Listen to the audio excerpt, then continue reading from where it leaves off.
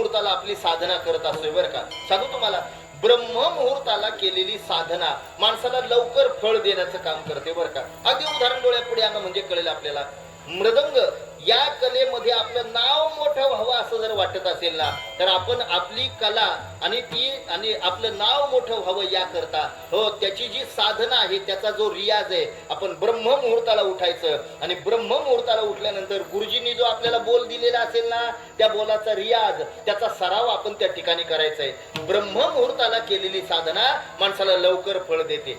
गायन या क्षेत्रामध्ये आपण मृदंगाच्या आणि संबंधाने जर विचार करायचा झाला, आपण 15 दिवसापूर्वी आता आळंदीला त्या ठिकाणी गेलेला होतात बरं का. आळंदीला पहाटे पहाटे ब्रह्ममुहूर्ताच्या वेळेस 4-4:30च्या वेळेस आपण जर इंद्रायणीच्या किनारी, इंद्रायणीच्या काठावर जाऊन पाहिलं ना, तर आपल्याला एक गोष्ट प्रकर्षाने जाणवते. लहान लहान मुलं, मी म्हणतो त्याला त्या पखवाचं वजन सुद्धा उचलत नसते, पण तो पखवाज घेतो आणि त्या इंद्रायणीच्या काठावर येतो आणि गुरुजींनी दिलेला जो बोल असेल ना, त्या बोलाचा तो सराव करत असतोय बरं का. का तर ब्रह्ममुहूर्ताला केलेली साधना माणसाला लवकर फळ देते. गायन या क्षेत्रामध्ये माणसाला आपलं नाव मोठं व्हावं असं वाटत असेल ना, तर त्याने सुद्धा ब्रह्ममुहूर्ताला उठायचंय. खर्ज लावायचा आणि खर्ज लावून सारे गप्प बसा, सारे गप्प बसा,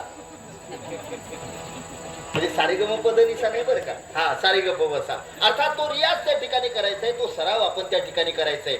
ब्रह्ममुहूर्ताला केलेली साधना माणसाला लवकर फळ देते. हे फक्त गायक वादकांचं आहे, कीर्तनकाराचा अजिबात नाही बरं. हा त्याचा अजिबात नाही. जाऊ द्या, हरकत नाही, विनोद सोडा. मला सांगायचा भाव तो असा, रोजच्या रोज येणारा पर्व काळ ब्रह्ममुहूर्त हा रोजच्या रोज येणारा पर्व काळ आहे आणि या काळामध्ये त्या ठिकाणी योगी महात्मा हा जागा असतो आणि आपली साधना करत असतोय बरं का. एका सुभाषितकाराने याचं सुंदर वर्णन केलेलं आहे. तो म्हणतोय, पहले प्रहर में हर कोई जागे. दिवसाचे जर 4 प्रहर सांगितलेले आहेत ना, तर संध्याकाळचा 6 ते 9 हा एक प्रहर समजा. पहले प्रहर में हर कोई जागे, दूसरे प्रहर में भोगी, तीसरे प्रहर में तस्कर जागे, चौथे प्रहर में योगी. योगी महात्मा पुण्यात्मा हा चौथ्या प्रहराला अर्थात ब्रह्ममुहूर्ताला जागा असतो. हे वेगळं सांगायची गरज नाही. रोजच्या रोज येणारा पर्व काळ ब्रह्ममुहूर्त हा रोजच्या रोज येणारा पर्व काळ आहे. सर्वात शेवटी मी म्हटलं की प्रत्येक क्षणाला येणारा पर्व काळ. तर एक लक्षात घ्या, ज्या क्षणाला आपण आपल्या मुखावाटे देवाचं नाव घेतलं, तो आपल्या जीवनातला पर्व काळ समजा बरं का.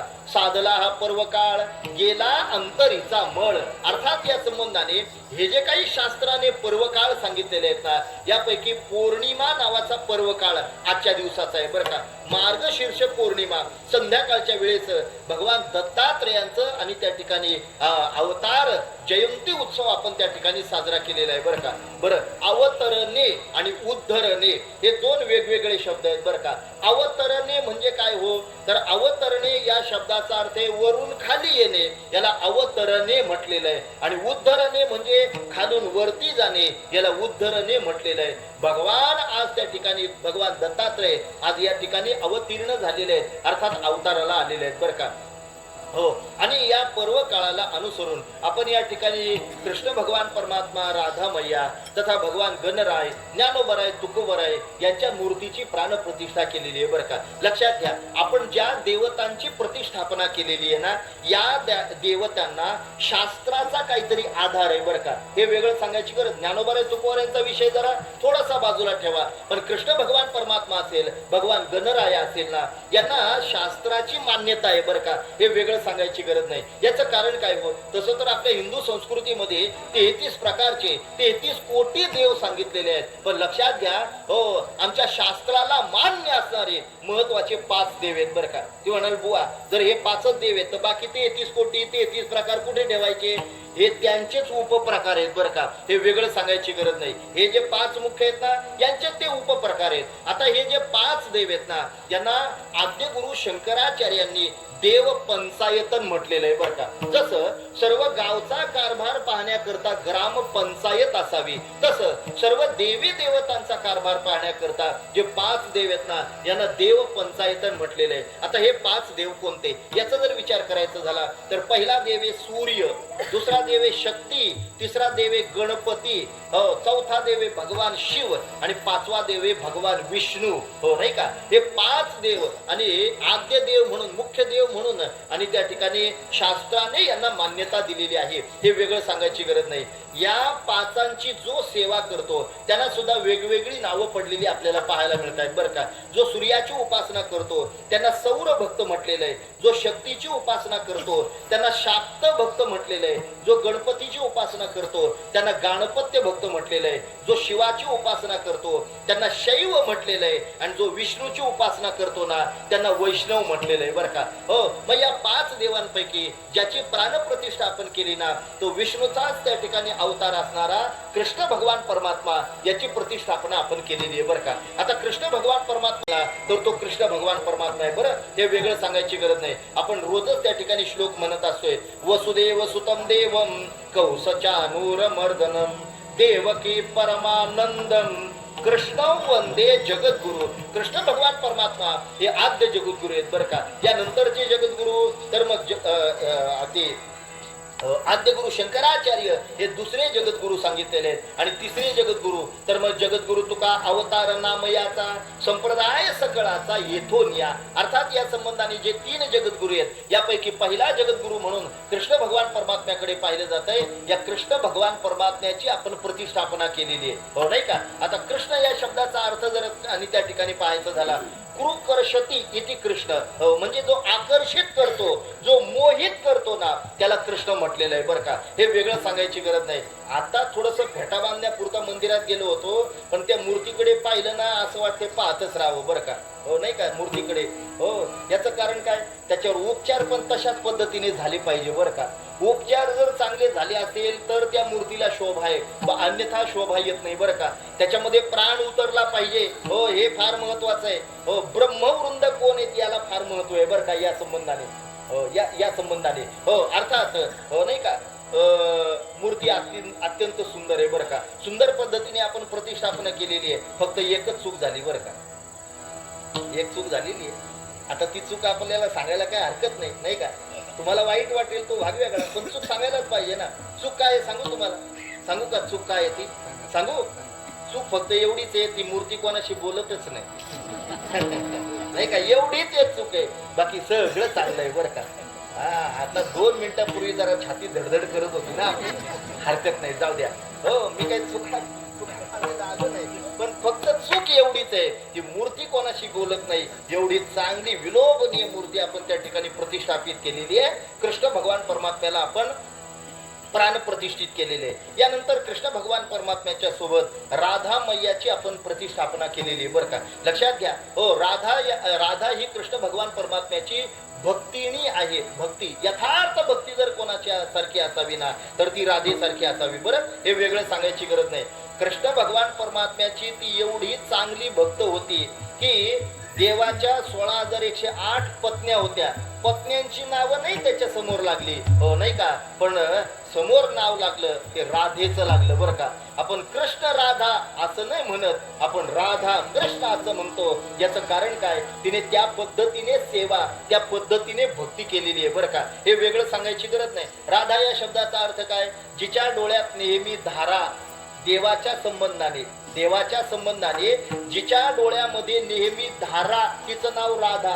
राधा शब्द उलटा करा हो नाही का, आपल्याला कळेल बरं का. जाऊ द्या. या संबंधाने कृष्ण भगवान परमात्मा, राधा मैया यांचा आपण त्या ठिकाणी प्रतिष्ठापना केलेली आहे. यानंतर भगवान गणरायाची प्राण प्रतिष्ठा केलेली आहे. मी आता हे मगाशी 5 देव सांगितले ना, या 5 देवतांमध्ये मुख्य प्रधान देवता म्हणून कोणाची आणि प्रतिष्ठापना केली जाते, ती भगवान गणरायाची हो नाही का. त्याला पूजेचा, आग्र पूजेचा मान प्राप्त झालेला आहे. आता तो का झाला, कशा करता झाला, या मागचा फार मोठा इतिहास आहे. पण लक्षात घ्या, इतर देवतांपेक्षा नाही का कृष्ण काय भगवान गणराय हे आगळे वेगळे आपल्याला त्या ठिकाणी पाहायला मिळत आहेत. कृष्ण या शब्दाचा अर्थ मी मगाशी सांगितला, कृकर्षती इति कृष्ण. हा जो आकर्षित करतो, जो मोहित करतो ना त्याला कृष्ण म्हटलेलं आहे बरं का. देवाकडे पाहिलं की आणि नाही का सामान्य सद्भक्ताला, सामान्य साधकाला भगवान त्या ठिकाणी मोहित करतात बरं का. भागवतामध्ये मोहिनीचे महत्वाचे 3 प्रकार पडतात बरं का. कोणकोणते, एक आहे स्वमोहिका हो नाही का, दुसरा आहे स्वजनमुख मोहिका आणि तिसरा आहे विजनमुख मोहिका.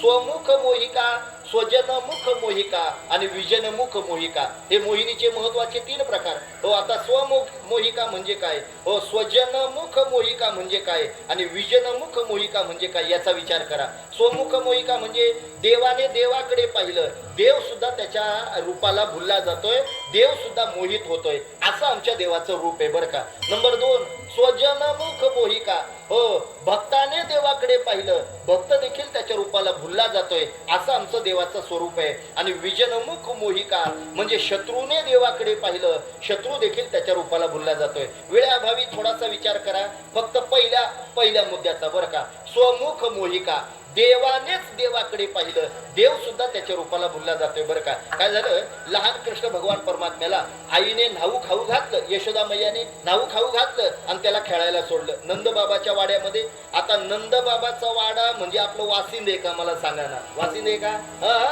भला मोठा त्यांचा वाडा होता आणि या वाड्याला तुमच्या आमच्या घरासारख्या काही भिंती वगैरे नव्हत्या. हो भिंती होत्या, पण त्याला हिरे माणक मोती असे जड जवाहीर त्या ठिकाणी लावलेले आपल्याला पाहायला मिळत आहेत. झालं असं, कृष्ण भगवान परमात्मा खेळत खेळत खेळत बागडत एका कोपऱ्यामध्ये गेले, भिंतीजवळ गेले आणि एक मोठ्या हिऱ्यामध्ये त्यांनी स्वतःचा चेहरा त्यांच्या आणि त्या हिऱ्यामध्ये पाहिला बरं का. आता हिऱ्यामध्ये पाहिल्यानंतर स्वतःचा चेहरा दिसला, आपल्यासारखा कोणीतरी दिसतोय, याकरता इकडचा कृष्ण हसला. जसा इकडचा हसला ना, प्रतिबिंब तिकडचा सुद्धा हसला बरं का. आणि त्याला नवल वाटलं, अरे हे आपल्यासारखं दिसतंय, म्हणून याने हात वरती केला. जसं याने हात वरती केला का, तसं त्याने पण हात वरती केला.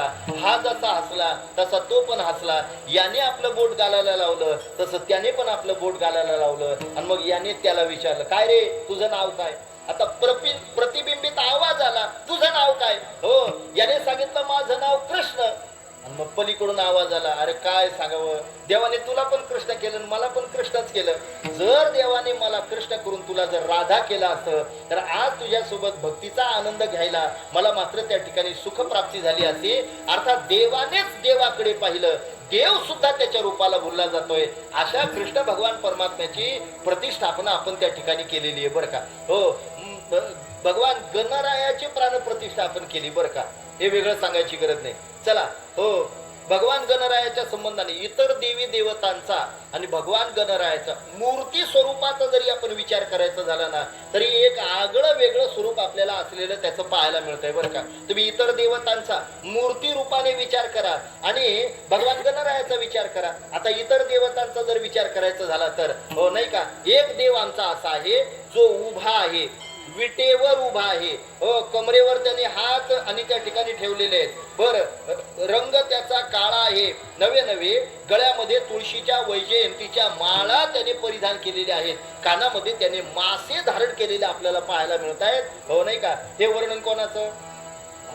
हे वर्णन पांडुरंग परमात्म्याचं आहे. हो नाही का, भगवान उभा राहिला, विटेवर उभा राहिला, म्हणजे एक आगळं वेगळं स्वरूप मला भगवान गणरायापर्यंत यायचंय बरं का. आता देव विटेवर का उभे राहिले हो, आणि उभेच का राहिले, बसले का नाही, तर उभं राहणं हे तत्परतेचं लक्षण आहे बरं का. अगदी उदाहरण व्यवहारात डोळ्यापुढे आणा, पलीकडे एखादी गाडी उभी असावी, मी उभा आहे, हे उभे आहेत.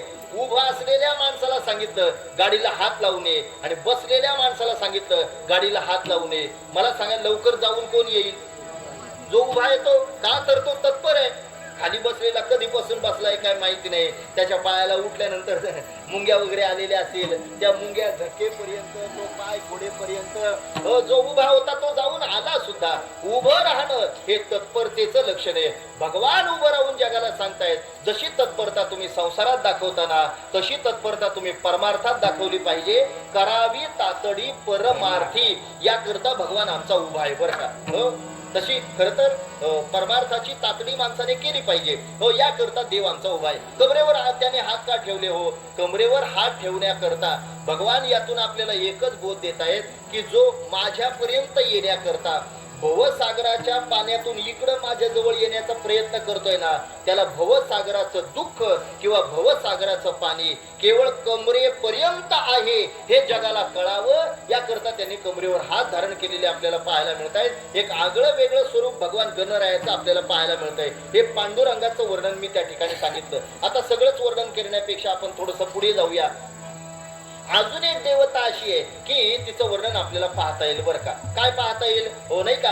हो ती देवता अशी आहे हो त्रिशूळ हातामध्ये धारण केलेला आहे, एका हातामध्ये डमरू आहे, हो व्याघ्र चर्म गुंडाळलेलं आहे, सगळ्या अंगाला राख लावलेली आहे, सर्पाचं वेष्टन गळ्याभोवती घेतलेलं आहे, चंद्र आणि डोक्यावर धारण केलेली आहे, गंगा डोक्यावर धारण केलेली आहे. हे सगळं वर्णन कोणाचं आहे? भगवान शंकराचं वर्णन आहे. आता हे असं मूर्ती स्वरूप त्याने का धारण केलं याचा विचार करा बरं का. त्याने त्रिशूळ हातात धारण केला याचं कारण तो त्रिगुण रहित आहे, सत्व रज तमाच्या पलीकडे तो जाऊन पोहोचलेला आहे, याकरता त्रिशूळ धारण केलेलं आहे. अंगाला त्याने राख लावलेली आहे बरं का. आता राख का लावली? देव आपल्याला यातून एवढंच सांगतायत, नाहीतरी मेल्यावर राखच होणार आहे, यापेक्षा अगोदरच लावलेली काय वाईट नाही का. याकरता त्यांनी अंगाला राख लावलेली आहे बरं का. बरं चला, यानंतर सर्पाचं वेष्टन गळ्याभोवती त्यांनी धारण केलेलं आहे बरं का. याचं कारण काय हो? याचं कारण आपल्याला सर्वांना ज्ञात आहे. ज्या वेळेस समुद्र मंथन होत होतं, समुद्र मंथनातून हलाहल विष बाहेर पडलं.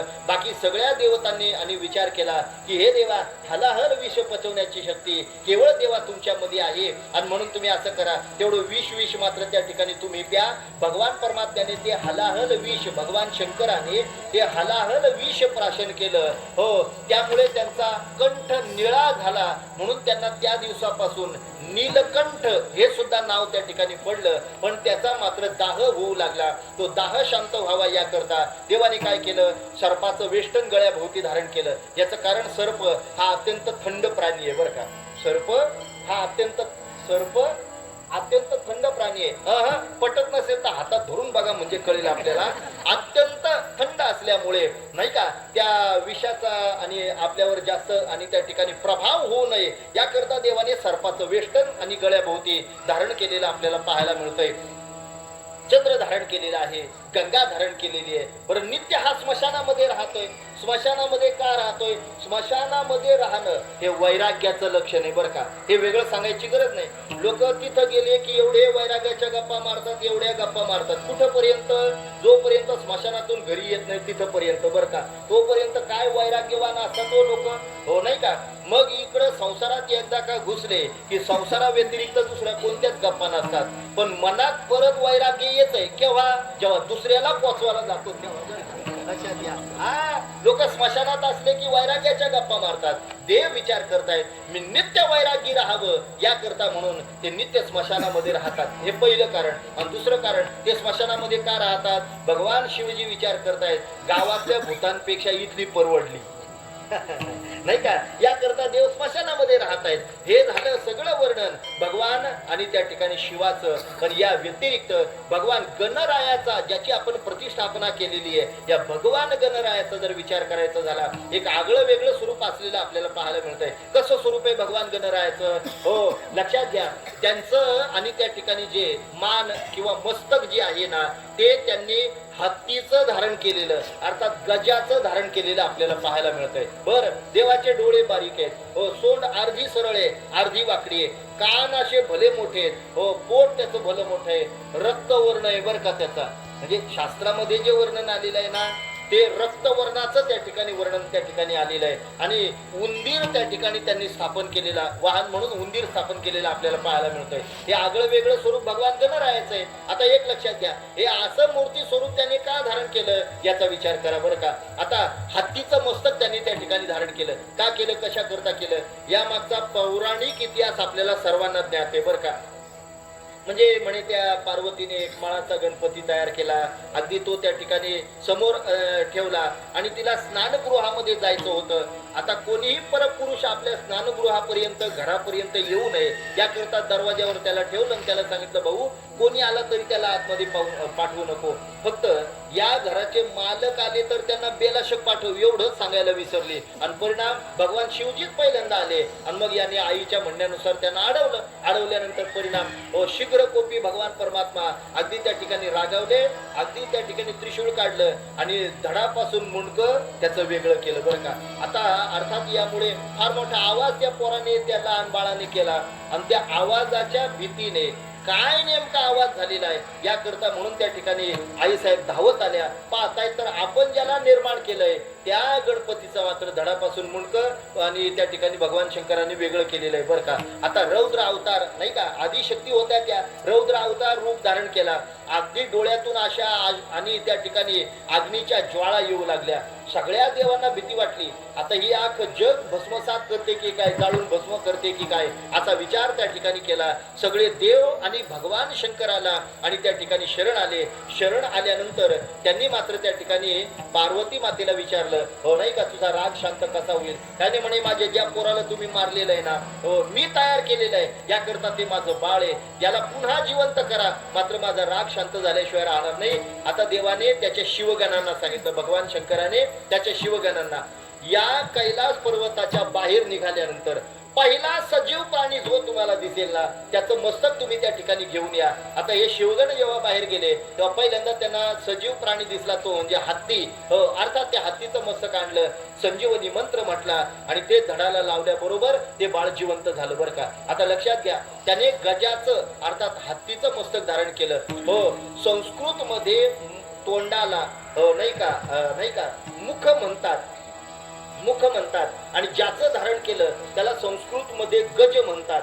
गजाचं मुख धारण केलं याकरता त्याला त्या दिवसापासून गजमुख हे नाव पडलं. हो, गजाचं तोंड धारण केलं याकरता तोंडाला संस्कृत मध्ये वदन सुद्धा म्हणतात, म्हणून त्या दिवसापासून त्याला गजवदन हे सुद्धा नाव त्या ठिकाणी पडलं. हो, गजाचं धारण केलं, जे तोंड धारण केलं त्याला संस्कृत मध्ये अजून आनन म्हणतात.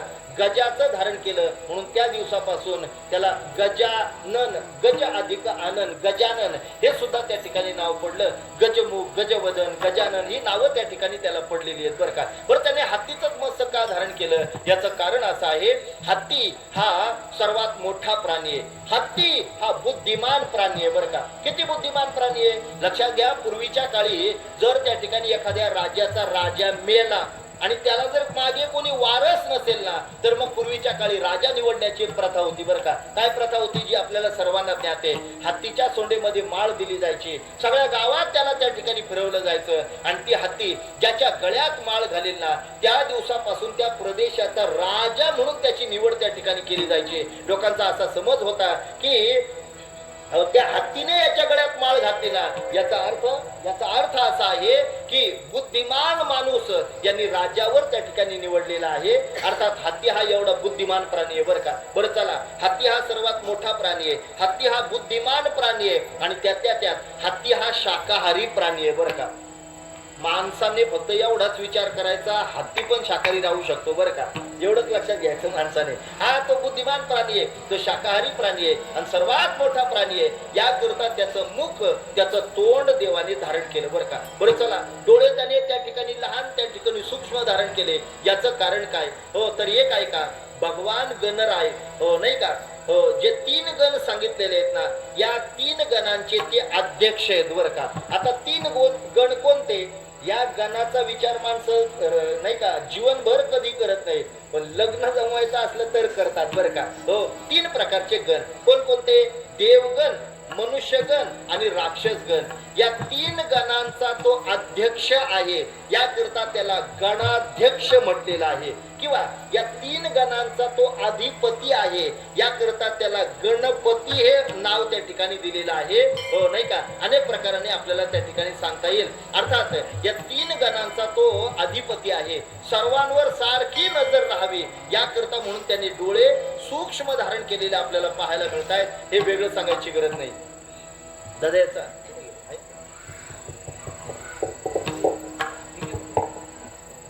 असू द्या, आल्यावर सांगू आपण त्यांना.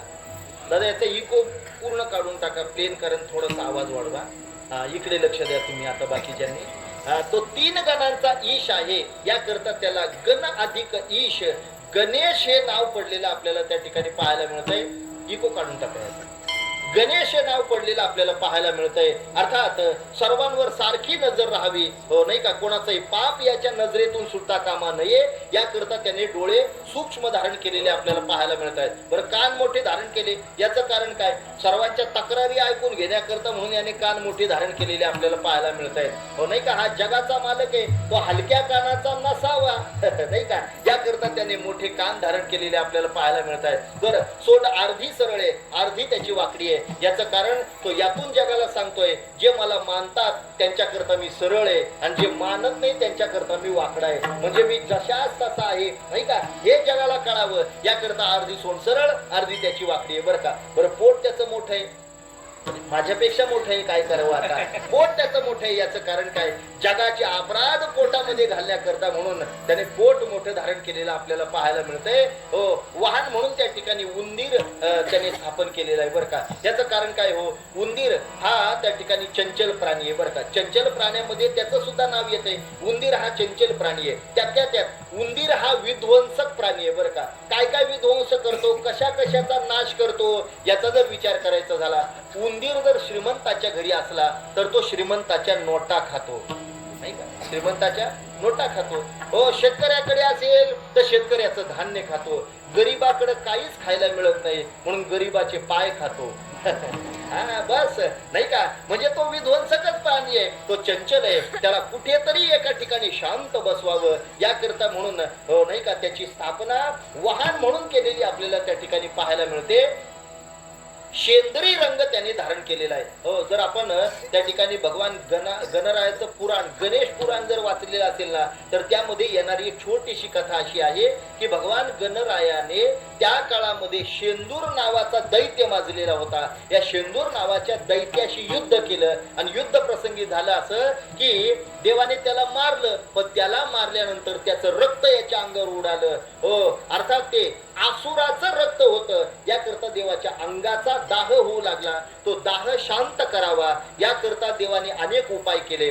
काय करावं म्हणून त्याने मस्तकावर चंद्र सुद्धा, भगवान गणरायाच्या मस्तकावर सुद्धा चंद्र आहे. बरं का. या त्याने गजाच्या तोंडावर चंद्र धारण केला म्हणून त्याला गजचंद्र हे सुद्धा नाव पडलेलं आपल्याला पाहायला मिळतंय. त्याने चंद्र धारण केला कारण चंद्र हा शीतलता प्रदान करण्याचं काम करतोय. तरी सुद्धा अंगाचा दाह काही शांत होत नाही.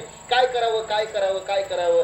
जलाभिषेक केला, पंचामृताचा अभिषेक केला, तरी देवाचा दाह शांत होत नाही. देव थोडा आयुर्वेदाकडे वळाला आणि देवाने काय केलं, वनस्पती शास्त्र उघडलं आणि त्याने काय केलं, त्यातून दुर्वांकुरा घेतल्या आणि त्या दुर्वांकुरा त्या ठिकाणी बारीक करून संपूर्ण अंगाला लावल्याबरोबर अंगाचा दाह शांत झाला. त्या दिवसापासून आवडती वनस्पती म्हणून दुर्वा आणि या दुर्वांचा स्वीकार त्यांनी केलेला आपल्याला पाहायला मिळतोय. अशा भगवान गणरायाची प्राणप्रतिष्ठा आपण केलेली आहे. बरं का. राधाकृष्ण झाले, भगवान गणेश झाले, अजून कोण राहिले, ज्ञानोबा आहे, तुकोबा आहे. हे तर संतच आहेत आपले. यांच्याबद्दल आपल्याला 2-3 तास सांगितलं तरी कमीच पडेल. बरं का. पण आपल्याला 5-10 मिनिटं आहे, जास्त नाहीये. बरं का. लक्षात घ्या, ज्ञानोबा यांची प्राणप्रतिष्ठा केलेली आहे. जगद्गुरु तुकोबा यांची आपण प्राणप्रतिष्ठा केलेली आहे. मी हे बाकीचं काय सांगतोय लक्षात घ्या. ज्याची प्राणप्रतिष्ठा आपण केलेली आहे तो नेमका देव आहे तरी कसा, तो आहे तरी नेमकं कोण, हे आपल्याला कळावं याकरता एवढं चालू आहे. बाकी काय नाही. आज अभंग सुटेल ना सुटेल तो भाग पुढचा आहे. बरं का. लक्षात घ्या, आपण ज्ञानोबा यांची प्रतिष्ठापना केलेली आहे. जगद्गुरु तुकोबा यांची प्रतिष्ठापना केलेली आहे. कोण ज्ञानोबा आहे याचा जर विचार करायचा झाला तर ज्ञानरूपी वृक्षाला आलेला छोटासा अंकुर म्हणजे ज्ञानोबा आहे. ज्ञानोबा एवढं ज्ञान जगाच्या पाठीवर कोणाचंच नाहीये आणि याकरता आमच्या सगळ्या संतांनी तोंड भरून ज्ञानोबरायांचं कौतुक केलेलं आहे. ज्ञानोबराय म्हणजे आहेत कोण, ज्या पद्धतीने एखाद्या समुद्रामध्ये किती लिटर पाणी आहे हे माणसाला कळत नाही, तसं ज्ञानोबरायांकडे किती ज्ञान आहे हे सामान्य माणसाला कळत नाही. याकरता त्यांना सागराची उपमा दिली. ज्ञानाचा सागर सखा माझा ज्ञानेश्वर किंवा विवेक सागरा सखया माझ्या ज्ञानेश्वरा. ज्ञानोबराय म्हणजे विवेकाचे सागर आहेत, विचाराचे सागर आहेत. बरं का. हे वेगळं सांगायची गरज नाही. किती ज्ञान आहे ज्ञानोबरायांकडे. अहो, ज्ञानोबरायांनी तसं तर अनेक प्रकारचं वाङ्मय तयार केलेलं आहे. पण लक्षात घ्या, ज्ञानेश्वरीचा जर विचार करायचा झाला, एकट्या ज्ञानेश्वरीचा, हो, खरं तर ज्ञानोबरायांनी फार मोठं वाङ्मय निर्माण केलं. एकट्या ज्ञानेश्वरीचा जरी विचार करायचा झाला तरी ज्ञानोबरायांच्या या ज्ञानेश्वरीचा विचार करत असताना, हो, ज्ञानेश्वरीमध्ये काय नाही याचा विचार करा. सगळं ज्ञान ज्ञानेश्वरीमध्ये ज्ञानोबरायांनी लिहिलेलं आपल्याला पाहायला मिळतंय. हे वेगळं सांगायची गरज नाही. मी जबाबदारीपूर्वक एक वाक्य वापरतोय.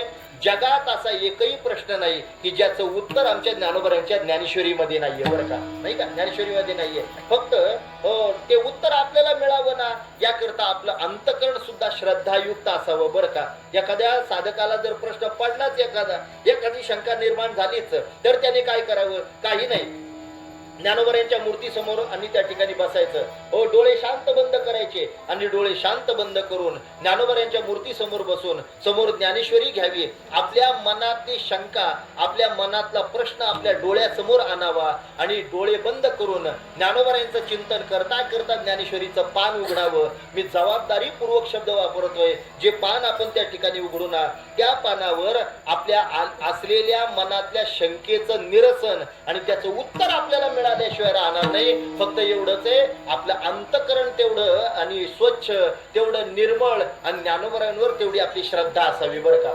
श्रद्धेशिवाय या गोष्टी होत नाहीत, नाही का. अन्यथा आपण आळंदीला जातो. आळंदीला ज्ञानोबरायांची संजीवन समाधी आहे, ती पूर्णतः दगडाची आहे. पण या दगडाच्या समाधीला आजही आपण कान लावलात ना तरी रामकृष्ण हरी असा ध्वनी ऐकायला येतोय. प्रतिबंध फक्त एवढा आहे, ऐकणारा दगड नसावा.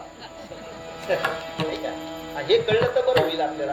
ऐकणारा दगड असेल तर त्या दगडातून या दगडाला ऐकायला काहीच येणार नाही. आपलं अंतःकरण श्रद्धायुक्त असावं. हो, नाही का. काय ज्ञानेश्वरी मध्ये नाहीये याचा विचार करा. सगळंच ज्ञान ज्ञानेश्वरी मध्ये ज्ञानोबरायांनी टाकलेलं आहे बरं का. लक्षात घ्या, सगळ्यांना त्या ठिकाणी ज्ञानोबरायांनी आणि काय न्याय दिलेला आपल्याला पाहायला मिळतोय बरं का. सगळ्यांना न्याय दिला. किती जणांना न्याय दिला? अहो, आपल्याला येऊन येऊन किती भाषा येणार आहेत मला सांगा ना. किती भाषा?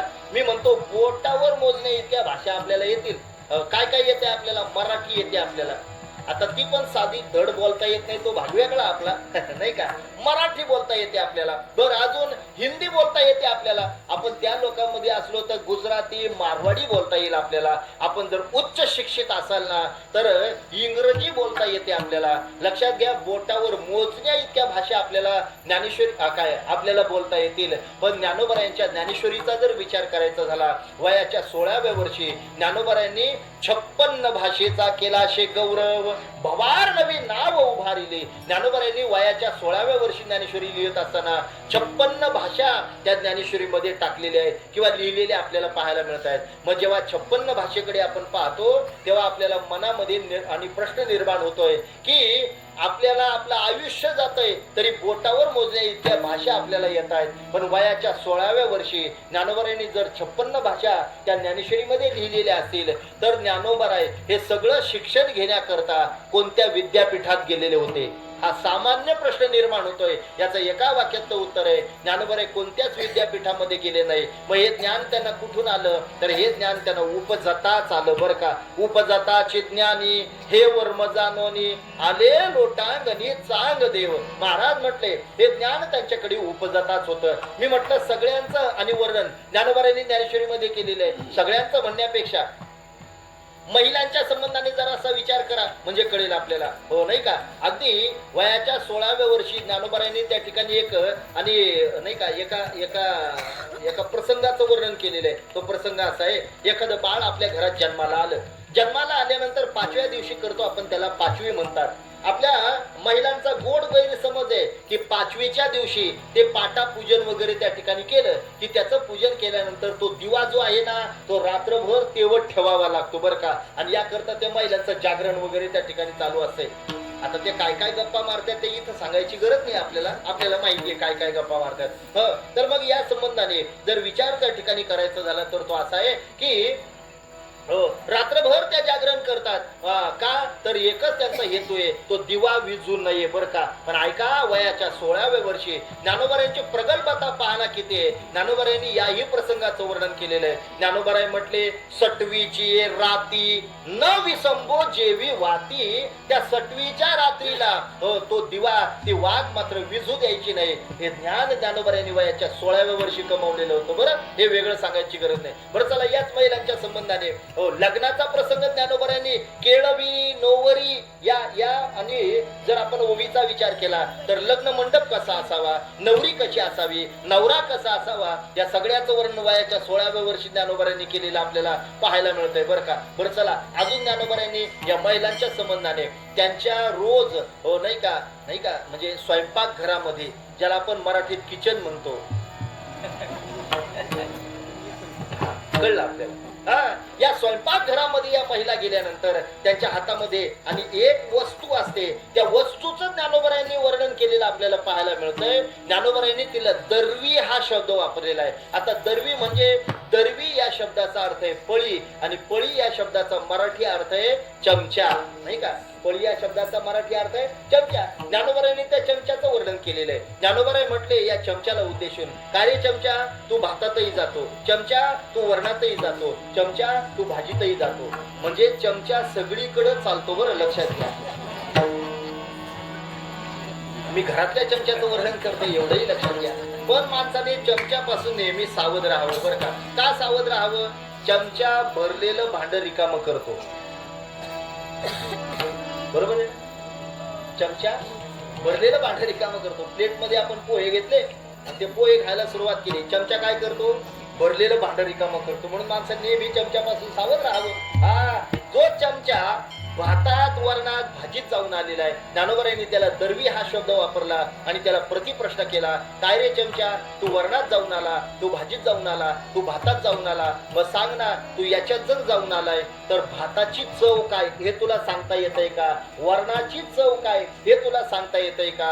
भाजीची चव काय हे तुला सांगता येतंय का? या संबंधाने वर्णन करत असताना त्या पळीला ज्ञानोबरायांनी दर्वी हा शब्द वापरलेला आहे. ज्ञानोबरायांनी प्रत्येकाला न्याय देण्याचं काम केलेलं आहे. हो, बरं, नुसता ज्ञानोबरायांनी व्यवहारच सांगितलं का? अजिबात नाही, बरं का? ज्ञानोबरायांना सामाजिक भान सुद्धा होतं, आणि याकरता ज्ञानोबरायांनी आपला विकास व्हावा असं वाटत असेल ना, तर ज्ञानोबरायांनी आपल्या शहराचा विकास कसा करावा याबद्दलचं सुद्धा वर्णन ज्ञानोबरायांनी ज्ञानेश्वरीमध्ये केलेलं आहे, बरं का? ज्ञानोबराय म्हटले, तुम्हाला तुमच्या शहराचा विकास व्हावा असं वाटतंय का? मग याकरता तुम्ही एक करा, काय करा? नगरेची रचावी. ज्ञानोबराय म्हटले, चांगलं नगर त्या ठिकाणी निर्माण करा. बरं, अजून जलाशये निर्मावी. तुम्ही धरण बांधा, धरण, पण ते धरण लोकांकरताच ठेवा, बरं का? नाही तर इथं धरण बांधाल ना, त्याचं पाणी मुंबईला नेऊन पोहोचवा. धरण उशाला कोरड घशाला, नाही का? अशी अवस्था आहे आपली. आता याकरता आपण काहीच प्रयत्न करत नाही, तो भाग वेगळा नाही का? ते आपलं दुर्दैव समजा. जाऊ द्या. ज्ञानोबराय म्हटले, हो, नगरेची रचावी. तुमच्या नगराचा, तुमच्या गावचा विकास व्हावा असं वाटतंय ना, सामाजिक भान आमच्या ज्ञानोबरायांना होतं. ज्ञानोबरायांनी सांगितलं नगरेची रचावी. अजून जलाशये निर्मावी. याच्या पुढचं फार महत्वाचं आहे. हो, काय ज्ञानोबराय म्हटले, महावने लावावी नानाविध, नाही का? महावने, तुम्ही झाडं लावली पाहिजे, बरं का?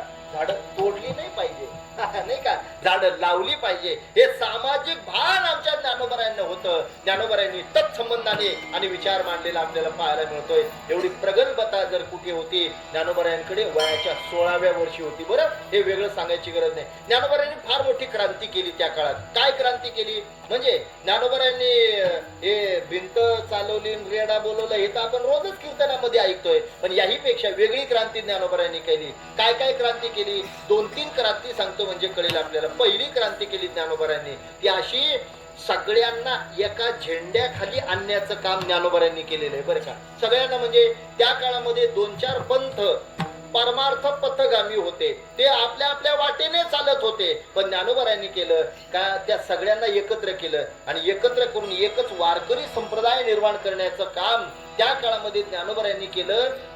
सगळ्यांना एकत्र केलं. म्हणून तेव्हापासून आपण म्हणायला लागलो, मेळविली मांदी वैष्णवांची. सगळ्या वैष्णवांना एकत्र केलं आणि ज्ञानोबरायांनी वारकरी संप्रदाय निर्माण केला. ही पहिली क्रांती ज्ञानोबरायांनी केली. दुसरी क्रांती, त्या काळामध्ये ज्ञानोबरायांपर्यंत एक गुरु एक शिष्य ही परंपरा चालत आलेली होती. ज्ञानोबरायांनी ती परंपरा मोडीत काढली आणि एक गुरु अनेक शिष्य ही परंपरा ज्ञानोबरायांनी चालू केली.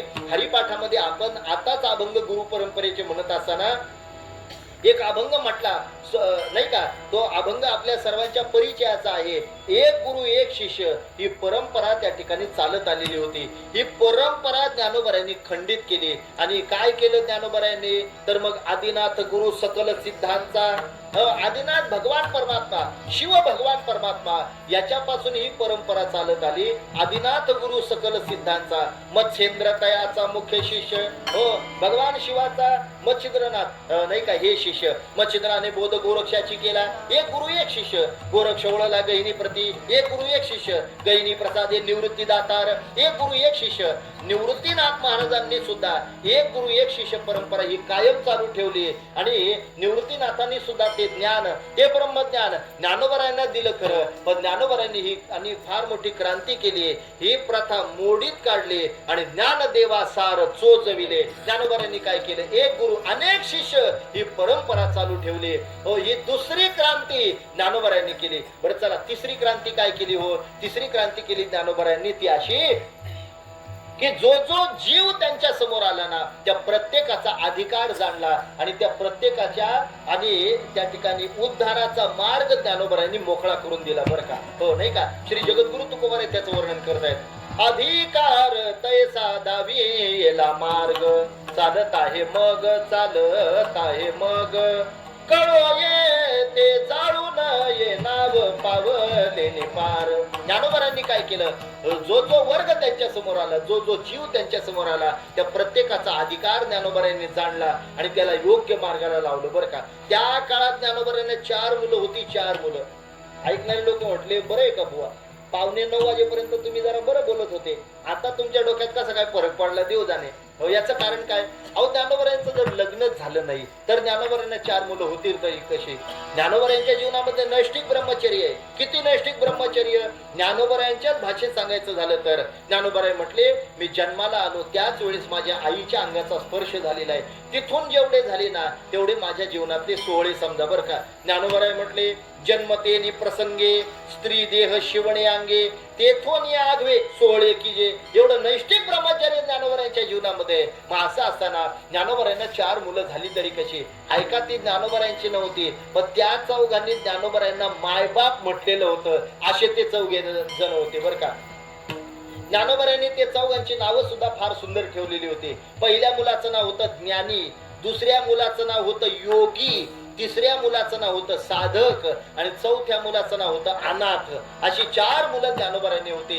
या प्रत्येकाचा आणि उद्धाराचा मार्ग आमच्या ज्ञानोबरायांनी मोकळा करून दिलेला आहे. बरं का? आता खरंच ही 4 पोरं ज्ञानोबरायांची होती का? अभंगाच्या प्रमाणाने सिद्ध आपल्याला करता येईल. ही मुलं ज्ञानोबरायांची होती. बरं का?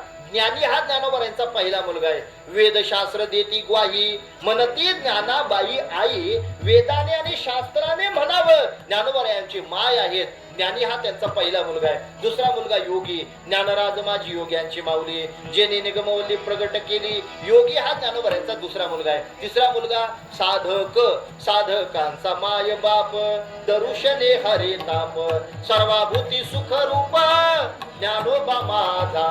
साधक हा तिसरा मुलगा आहे. आणि चौथा मुलगा आहे अनाथ. बरं का? ज्ञानाबाई माझी अनाथाची माय, एका जनार्दनी पाय वंदित असे. ही 4 मुलं ज्ञानोबराने होती. खरं सांगू तुम्हाला, एखादी आई जर बाजारात गेली, वाशिंदला आठवडी बाजार असतो का? कधी असतो? रविवारी. बरं, हरकत नाही. म्हणजे आपल्याला विचारून घेतलेलं बरं, रविवारी कधी इकडे आलो तर भाजीपाला न्यायला बरं आपला. जाऊ द्या, विनोद सोडा. एखादी आई रविवारच्या बाजाराला वाशिंदला गेली असं समजा. त्या आईला सुद्धा 4 मुलं असावी आणि या 4 मुलांकरता ती आई करते काय? हो, सगळं आणि घरातलं साहित्य जे तिला घ्यायचंय ना ते घेतल्यानंतर ती आई करते काय? आपल्या मुलांच्या आवडीचा खाऊ घेत असते. बरं का? हो, त्या आईला पक्क माहिती असते आपल्या मुलांना कोणता खाऊ आवडतो, नाही का? आईला पक्क माहिती असते आपल्या पोराला नेमका कोणता खाऊ आवडतो. आईला पक्क माहिती असते आपल्या पोराला कोणता खाऊ आवडतो. याच्या उलट सांगू तुम्हाला, ज्या आईला आपल्या पोराला काय खाऊ आवडतो हेच जर माहिती नसेल तिला आई तरी का म्हणावी? मला सांगा ना, तिला आई तरी का म्हणावी?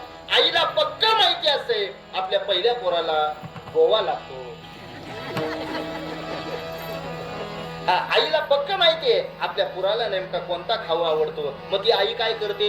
सगळा बाजार घेतला की आपल्या पोरांच्या आवडीचा खाऊ ती आणत असते. हे जसं व्यवहारात पाहायला मिळतंय ना, ज्ञानोबरायांची जर ही 4 मुलं आहेत ना, तर या 4 मुलांच्या उद्धाराकरता त्यांच्या आवडीचा खाऊ ज्ञानोबरायांनी त्यांना दिला. ही फार मोठी क्रांती ज्ञानोबरायांनी त्या काळामध्ये केली. मग ज्ञानी हा वर्ग जेव्हा त्यांच्या समोर आला, या ज्ञानाकरता अमृतानुभवासारखा ग्रंथ लिहिला आणि त्याला योग्य मार्गाला लावलं. त्यांच्या समोर योगी आला, या योग्याकरता चांगदेव 65 नावाचा ग्रंथ दिला, त्याला योग्य मार्गाला लावलं. त्यांच्या पुढे साधक आला, या साधकाकरता साधक संजीवनी म्हणजे ज्ञानेश्वर ज्ञानेश्वरी सारखा ग्रंथ लिहिला, त्याला योग्य मार्गाला लावलं. त्यांच्या समोर जेव्हा अनाथ आला, आता या अनाथा करता कोणीच नाही, पण त्याच्याही करता ज्ञानोबारांनी अंगीकार त्याचा करून हरिपाठ नावाचा ग्रंथ त्याच्याकरता निर्माण करून दिला. अर्थात प्रत्येकाच्या उद्धाराचा मार्ग आमच्या ज्ञानोबारांनी मोकळा करून दिला. ही फार मोठी क्रांती त्या काळामध्ये ज्ञानोबारांनी केली. असे क्रांतीचे जनक आमचे ज्ञानोबाराय. या ज्ञानोबारांची मूर्ती प्राण प्रतिष्ठा आपण केलेली आहे. राहता राहिले जगद्गुरु तुकोबाराय. तुकोबारांच्या भाषेत एकच वाक्य वापरता येईल. खरं तर फार मोठं जीवनचरित्र तुकोबारांचं आपल्याला सांगता येईल, पण तुकोबारांच्या संबंधाने एकच वाक्य वापरता येईल, जगद्गुरु तुकोबाराय हे वैराग्याचे परम मूर्ती होते बरं का. त्यांच्या एवढं वैराग्य जगाच्या पाठीवर कोणाचंच नाहीये बरं का. एकंदर जसे देवाचे महत्वाचे 5 प्रकार मी मगाशी सांगितले ना, तसे संतांचे सुद्धा 5 प्रकार आहेत बरं का. 5 प्रकारचे गुण आमच्या संतांकडे आहेत आणि एकेका संतांकडे एक एक गुण आहे. हो, ते 5 संत कोणते आणि त्यांच्याकडचे गुण कोणते, तर ऐका. ते 5 संत ज्ञानोबाराय, हो नाही का, एकनाथ महाराज, नामदेव महाराज, हो अगदी जगद्गुरु तुकोबाराय आणि निळोबाराय, हे 5 संत आहेत. या 5 संतांकडे एक एक गुण होता. ज्ञान नावाचा गुण आमच्या ज्ञानोबारांकडे होता. नाम नावाचा गुण आमच्या नामदेव महाराजांकडे होता. शांती नावाचा गुण आमच्या एकनाथ महाराजांकडे होता. गुरुनिष्ठा नावाचा गुण हा जसा निळोबारांकडे होता ना, तसा वैराग्य नावाचा गुण जर कोणाकडे होता तर तो जगद्गुरु तुकोबारांकडे होता. किती वैराग्य! ज्ञानोबारांना फक्त आपल्या तुकोबारांना फक्त कळालं संसार मिथ्या आहे, खोटा आहे, लगेच त्याचा त्याग. सोडिला संसार माया तयावरी फार, किंवा संसाराच्या नावे घालून या शून्य, वाढता हा पुण्य धर्म केला, हरिभजनी हे धवळिले जग, सुखविला लाग कळी काळाचा. महाराज म्हटले या संबंधाने वैराग्याचं परममूर्ती जगद्गुरु तुकोबाराय. या तुकोबारायांच्या मूर्तीची प्राणप्रतिष्ठा आपण केली. देव आज प्रतिष्ठापित झाले, ही जगाला गोष्ट कळावी याकरता तुकोबारायांनी हात वरती केला आणि ही गोष्ट जगाला सांगितली अभंगाच्या पहिल्या.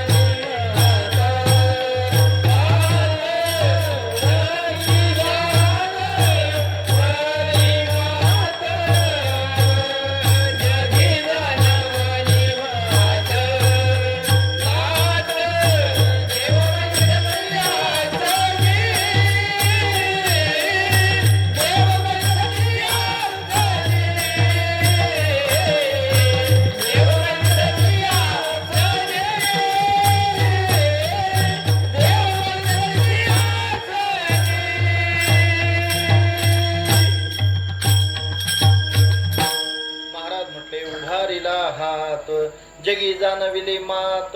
आज भगवान प्राण प्रतिष्ठित झालेले आहेत, हे जगाला कळावं याकरता महाराजांनी हात वरती केला, उभारिला हात जगी जाणविले मात. काय मात सांगितली? देव बैसले सिंहासनी आल्या याचका पुरे धनी.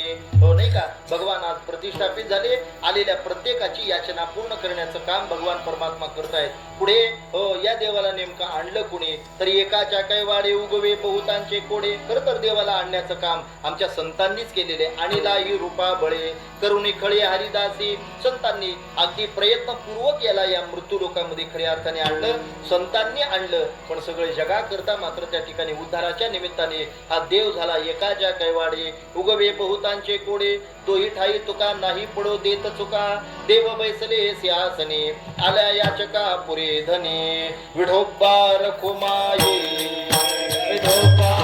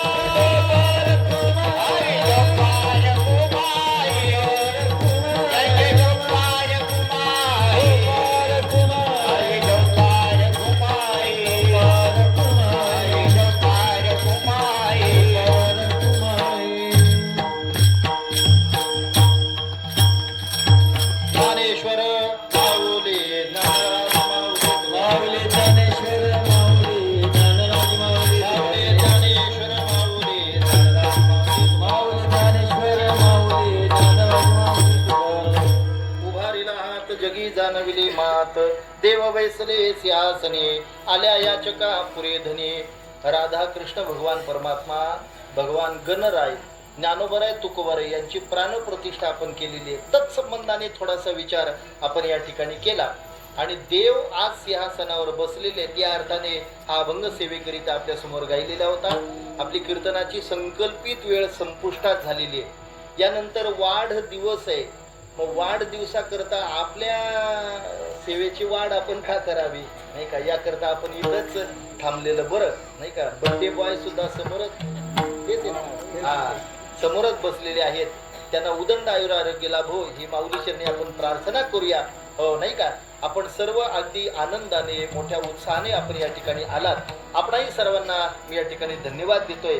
खरं तर या कार्यक्रमाचं नियोजन आयोजन करत असताना अगदी घरी येऊन भेटून नाही का ज्यांनी या कार्यक्रमाचं आमंत्रण निमंत्रण मला या ठिकाणी दिलं ते आमचे बाबांचे त्या काळातले स्नेही आदरणीय आपले यशवंत महाराज काठोळे यांना मी या ठिकाणी धन्यवाद देतोय. त्याचबरोबर ही सेवा घेऊन आणण्याबद्दल मला बऱ्याच जणांनी सहकार्य केलं. या सगळ्या कार्यक्रमाचं मार्गदर्शन ज्यांनी या ठिकाणी केलेलं आहे आदरणीय दिनेश महाराज हेही या ठिकाणी उपस्थित आहेत. त्यांनाही या ठिकाणी धन्यवाद देतोय. विनेकरी बाबा त्यांनी सेवा दिली, त्यांनाही या ठिकाणी धन्यवाद. हार्मोनियम वादक म्हणून आपले रंगनाथ दादांनी सेवा दिली, त्यांनाही या ठिकाणी धन्यवाद. मृदंगाचार्यांबद्दल काय बोलावं नाही का, त्यांच्या धैर्याला आणि त्यांच्या हिमतीला आपण दाद देऊया. त्यांनी सेवा दिली, त्यांनाही या ठिकाणी धन्यवाद. अशीच आपण सेवा करत राहा, जेणेकरून आपल्याला या संबंधाने अजून प्रगती करता येईल. सर्व टाळकरी मंडळीला, विशेषतः सर्व गायनाचार्य महाराज मंडळीला या ठिकाणी धन्यवाद देतो. आदरणीय करवंदे साहेब आहेत, आदरणीय आमचे भास्कर दादा आहेत, नाही का, आमचे शेलवली दादा आहेत, आमची सानेकर मंडळी सर्व या ठिकाणी उपस्थित आहेत, गोसावी महाराज आहेत नाही का, आमचे रघुनाथ दादा सानेवाले आहेत, अरुण भाऊ वगैरे ही सर्व मंडळी या ठिकाणी उपस्थित आहेत. आपणा सर्वांना या ठिकाणी धन्यवाद देतोय. अगदी नाही का, आपल्या भिवंडी परिसरातून, मानकोली परिसरातून हे आणि वारकरी मंडळी या ठिकाणी उपस्थित राहिली, त्यांनाही या ठिकाणी धन्यवाद देतोय. माझा आवाज बऱ्यापैकी आपल्यापर्यंत ज्यांनी पोहोचवला त्या सिस्टीमवाल्या दादाला सुद्धा धन्यवाद देतोय. अगदी निष्ठेने आपण 1 तास सव्वा तासभर बसून आपण सर्वांनी आणि या ठिकाणी माझं म्हणणं ऐकून घेतलं, याकरता आपणही सर्वांना धन्यवाद देतोय. अगदी पायापासून कळसापर्यंत ज्यांनी ज्यांनी या मंदिराला सहकार्य केलेलं असेल त्या सर्वांना धन्यवाद देतोय. नवे नवे त्यांना उदंड आयुर आरोग्य लाभो आणि अशीच आपल्या जीवनामध्ये परमार्थिक सेवा त्यांच्याकडून नित्य घडत राहू, याकरता त्यांनाही या ठिकाणी धन्यवाद देतोय. अर्थात सर्वांना धन्यवाद दिल्यानंतर झालेली सेवा भगवत चरणी समर्पित, सेवेला पूर्णविराम. विठ्ठल जय जय विठ्ठल, विठ्ठल जय जय विठ्ठल, जय जय विठ्ठल, जय जय विठ्ठल, विठ्ठल जय जय विठ्ठल. बोलिले रे पुढे वेडी वाकुळी उठले, काळाच्या माथ्यावर महाराज तुम्ही नाची विचारला अधिकार म्यापुरा, काळाच्या माथ्यावर महाराज तुम्ही कामाने ज्ञानेश्वरा राघवाया पैकी उघडा, कराच्या महाराज महाराज तुम्ही सिद्ध, ज्ञानदेव तुकाराम, ज्ञानदेव